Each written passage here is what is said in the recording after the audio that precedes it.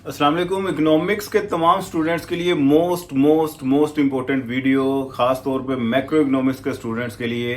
Consumption की 4 theories हैं जो आम तौर पे बच्चों को बहुत कंफ्यूज करती हैं, जिसमें सबसे पहले एब्सोल्यूट कंजम्पशन थ्योरी है, रिलेटिव इनकम हाइपोथेसिस है, परमानेंट इनकम हाइपोथेसिस और लाइफ साइकिल इनकम हाइपोथेसिस है।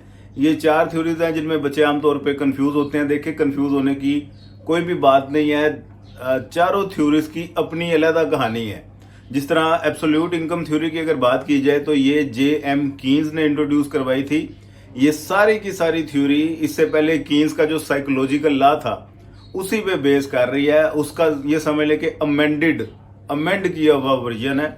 उस कीन साइकोलॉजिकल लॉ में तो कीन्स ने हमें ये सिखाया कि इनकम, लोगों की कंजम्पशन इनकम पे डिपेंड करती है और जो इनकम ज्यादा होती जाए वो कंजम्पशन में भी इजाफा करते रहते हैं। लेकिन कंजम्पशन का इजाफा उतनी स्पीड से नहीं होता जितनी स्पीड से इनकम में इजाफा होता है। ये उसने हवाई तीर छोड़ा था साइकोलॉजिकल लॉ में, लेकिन इसी को थोड़ा सा बेहतर शक्ल में तरतीब दे के एब्सोल्यूट इनकम हाइपोथेसिस में पेश कर दिया गया, जिसमें यही बातें बताई गई हैं। साथ इसमें एपीसी की मदद से ये समझा दिया गया कि जूं इनकम ज्यादा होती जाए उसी तरह एपीसी कम होते जाते हैं फैमिली के। ठीक है, कम इनकम पे पहले हायर एपीसी पे फैमिली होती है, इनकम ज्यादा हो जाए वो पहले से लोअर एपीसी पे आ जाती है, फिर इनकम ज्यादा हो और लोअर एपीसी पे आ जाती है। तो मेन टू से जितनी तेजी से इनकम में इजाफा होता है, कंजम्पशन में उतनी तेजी से इजाफा नहीं होता, कम स्पीड से इजाफा होता है।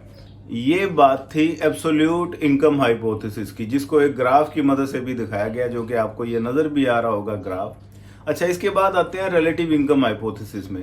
रिलेटिव इनकम हाइपोथेसिस जो कि ड्यूजनबेरी ने 1949 में प्रेजेंट की, और ये उससे थोड़ी सी अपडेटेड शक्ल है। और खास तौर पे डेवलपिंग नेशंस लाइक पाकिस्तान, इस तरह के जितने भी डेवलपिंग नेशन है उन पे इनका इत्तलाक इस थ्योरी का ज्यादा होता है, ये ज्यादा मौसर है। अब इनका मानना ये है कि लोगों की कंजम्पशन प्योरली इनकम पे डिपेंड नहीं करती, बल्कि उनकी रिलेटिव पोजीशन पे डिपेंड करती है।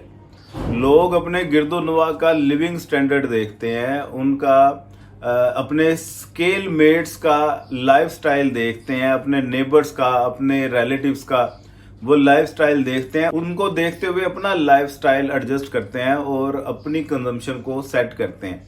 तो एब्सोल्यूट इनकम पे कंजम्पशन डिपेंड नहीं करती, बल्कि रिलेटिव पोजीशन पे करती है। तो डेफिनेटली यहाँ पे दो तरह की सोसाइटीज आ गई हैं। एक वो जो पोश इलाकों में लाइक डिफेंस गुलबर्ग में रहते हैं, उनका लिविंग स्टैंडर्ड चूंकि हाई होता है, उनका कंजम्पशन पैटर्न भी हाई होगा। और दूसरे वो जो थोड़े से हल्के इलाके में लाइक शादरा रावी रोड में रहते हैं, उनका लिविंग स्टैंडर्ड थोड़ा सा लो होगा। तो living standard, locality, scale mates, ये तमाम चीजें आपकी कंजम्पशन पे इन्फ्लुएंस रखती हैं, सिर्फ उनकी एब्सोल्यूट इनकम इन्फ्लुएंस नहीं रखती। अब इस थ्योरी के मुताबिक जो इनकम में इजाफा होता है, सेम उसी स्पीड से कंजम्पशन में इजाफा हो जाता है। ये एक मेजर डिफरेंस है एब्सोल्यूट थ्योरी का और रिलेटिव थ्योरी का।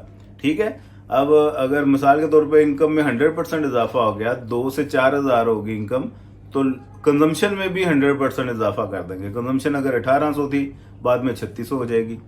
तो ये कहानी है जिसकी वजह से इनका जो कंजम्पशन की कर्व है, कंजम्पशन पैटर्न है, ऊंचा रहता है। अगर आप रिलेटिव को और एब्सोल्यूट को कंपैरिजन करें तो एब्सोल्यूट का कंजम्पशन कर्व नीचे होगा, रिलेटिव का जरा ऊंचा होगा। तो ये फर्क आपने याद रखना है। साथ ही साथ इस रिलेटिव में एक छोटा सा कॉन्सेप्ट इन्होंने इंट्रोड्यूस करवाया, रैचिट इफेक्ट। रैचिट इफेक्ट ही की वजह से इस थ्योरी को इरिवर्सिबल बोला जाता है। इरिवर्सिबल इस शक्ल में कि इनकम इंक्रीज हो तो कंजम्पशन सेम पैटर्न से इंक्रीज होती है, ये तो इंक्रीज होने की कहानी है। लेकिन जब इनकम डिक्रीज हो उस वक्त कंजम्पशन सेम पैटर्न से डिक्रीज नहीं होती। कंजम्पशन लोग डिक्रीज करते हैं, लेकिन माइनर सी कमी करते हैं, इतनी ज्यादा कमी नहीं करते जितनी इनकम में कमी हुई। तो मेन टू से इनकम इंक्रीज करते वक्त ये डिफरेंट पैटर्न को फॉलो करते हैं, लेकिन इनकम जब कम होती है उस वक्त एब्सोल्यूट थ्योरी वालों को फॉलो करते हैं। तो इस वजह से इसे इरिवर्सिबल कहा जाता है। इस इफेक्ट को, इनकम जब कम हो तो कंजम्पशन में उतनी कमी नहीं आती जितनी इनकम में आई है, इसको रैचिट इफेक्ट की मदद से दिखाया गया। ये डायग्राम भी आपको नजर आ रही है, इसमें ये रैचिट इफेक्ट ही है सारा। अच्छा, जिसके बाद परमानेंट इनकम, ये मिल्टन फ्राइडमैन ने 1956 में थ्योरी लिखी थी। और परमानेंट इनकम की कहानी ये है कि लोग अपनी परमानेंट इनकम को देखते हुए परमानेंट कंजम्पशन करते हैं। इसमें दो तरह के कॉन्सेप्ट हैं, एक शॉर्ट रन का, एक लॉन्ग रन का। शॉर्ट रन में वो कहते हैं कि ट्रांजिटरी इनकम, ट्रांजिटरी इफेक्ट होते हैं, वो इनकम के साथ भी होते हैं और कंजम्पशन के साथ भी होते हैं। इन ट्रांजिटरी को यूं समझ लें इमरजेंसीज है। इमरजेंसीज वो इनकम के साथ भी अटैच होती हैं, कंजम्पशन के साथ भी अटैच होती हैं। मसलन आप ये नहीं कह सकते हर महीने मेरी 20,000 इनकम है, किसी महीने हो सकता है आपकी इनकम ज्यादा हो जाए, उससे अगले महीने कम हो जाए। इमरजेंसीज अटैच होती हैं, ठीक है। आपकी लेट कमिंग की वजह से उन्होंने सैलरी डिडक्ट कर ली, आप बारिशें बहुत आई, आपने छुट्टी की, उन्होंने सैलरी काट ली, तो ये फिक्स नहीं होती। इमरजेंसीज अटैच होने की वजह से इसमें वेरिएशन आती रहती हैं, जिसकी वजह से आप कंजम्पशन में भी ये कोई हतमी तौर पे नहीं कह सकते कि मेरी कंजम्पशन इस इनकम पे डिपेंड करती है।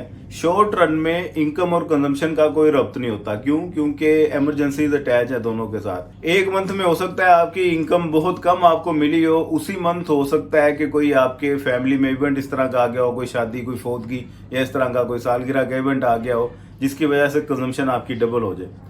तो ये जो इवेंट्स आते हैं इनकम को देख के नहीं आते, ठीक है। इनकम एक सेपरेट एंटिटी है और कंजम्पशन एक सेपरेट एंटिटी है, इनके दरमियान आपस में कोई रब्त नहीं बनता। इसी वजह से परमानेंट इनकम वाले कहते हैं शॉर्ट रन में इनकम और कंजम्पशन का कोई रब्त नहीं बनता। इसे मेयर्ड इनकम और मेयर्ड कंजम्पशन का नाम दिया इन्होंने शॉर्ट रन को, ठीक है जी। शॉर्ट रन में चूंकि मेयर्ड इनकम और मेयर्ड कंजम्पशन का कोई रब्त नहीं है। लेकिन लॉन्ग रन की अगर बात की जाए, लॉन्ग रन में पैटर्न ये बनता है कि लोग अपनी परमानेंट इनकम को देखते हुए परमानेंट कंजम्पशन कर रहे होते हैं, तो लॉन्ग रन में एक रिलेशन बनता है, लेकिन शॉर्ट रन में कोई नहीं बनता।